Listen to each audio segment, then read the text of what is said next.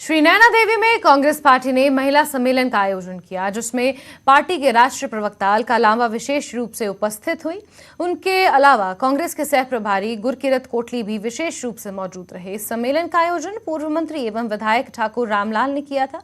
श्री नैना देवी विधानसभा क्षेत्र में आयोजित इस कार्यक्रम में भारी संख्या में महिलाओं ने भाग लिया। इस मौके पर कांग्रेस की राष्ट्रीय प्रवक्ता अलका लांबा ने कहा कि भाजपा के कार्यकाल में महिलाओं का घरेलू बजट डगमगा गया है, उससे महिलाएं काफी गुस्से में हैं।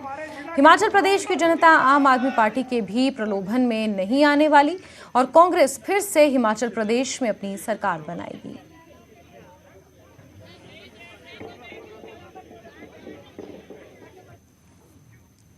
आम आदमी पार्टी में शिमला संसदीय क्षेत्र के प्रभारी चमन राकेश आजटा ने प्रेस कॉन्फ्रेंस के जरिए बीजेपी और कांग्रेस पर हमला बोला।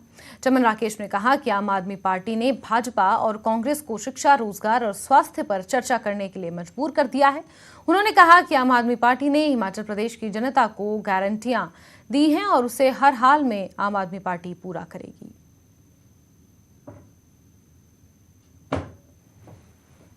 देश में हम लोग 75 साल बाद हमने दोनों पार्टियों को एक बहस पर एक प्लेटफॉर्म पे ले आए हैं कि जिसमें रोजगार, स्वास्थ्य, शिक्षा इस पे बात हो। और अब जो पहले एक झूठे वादे होते थे उसकी बजाय अब गारंटी पे हम लोग बात करने के लिए इनको ले आए हैं। आप यही समझ लीजिए कि आज से पहले, पंजाब से पहले कभी भी इन्होंने कोई गारंटी नहीं दी है। अब आप छत्तीसगढ़ से आकर के किसी मुख्यमंत्री को गारंटियां देनी पड़ रही है। अपनी स्टेट में उन्होंने कोई गारंटी दी या नहीं दी है ये मुझे पता नहीं है। तो अगर आप लोग इस चर्चा पर आए हो, हमें तो खुशी है कि आप करें, इस तरह की बातचीत करें, क्योंकि अभी तो नकल कर रहे हैं ये। अभी तो बहुत सारी चीज़ों में इनको हम सिखाएंगे 75 वर्ष के राजनीति होती क्या है या किस लिए गारंटीज आपको देनी है। और खबर मंडी से, जहां के द्रंग विधानसभा क्षेत्र से पूर्व प्रत्याशी रहे पूर्णचंद ठाकुर ने चुनावी मैदान में उतरने की इच्छा जाहिर कर दी है। चुनाव लड़ने की इच्छा उन्होंने एक सभा में जताई, जिसमें उन्होंने कहा कि वो इस बार जनता के सहयोग से अवश्य ही मंडी जिला के द्रंग विधानसभा से चुनाव लड़ेंगे। पूर्णचंद ठाकुर ने कहा कि अगर कोई राष्ट्रीय पार्टी उन्हें टिकट देगी तो उस विधानसभा से सीट जरूर निकलेगी।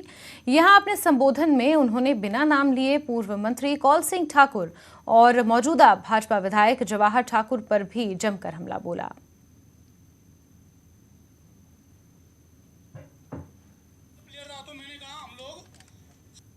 हिमाचल प्रदेश का मान सम्मान, मंडी का मान सम्मान जो है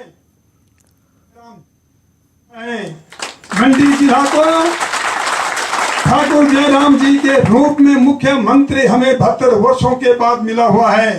उन्होंने विकास के लिए, मंडी के विकास के लिए, द्रंग के विकास के लिए कोई कमी नहीं छोड़ी है।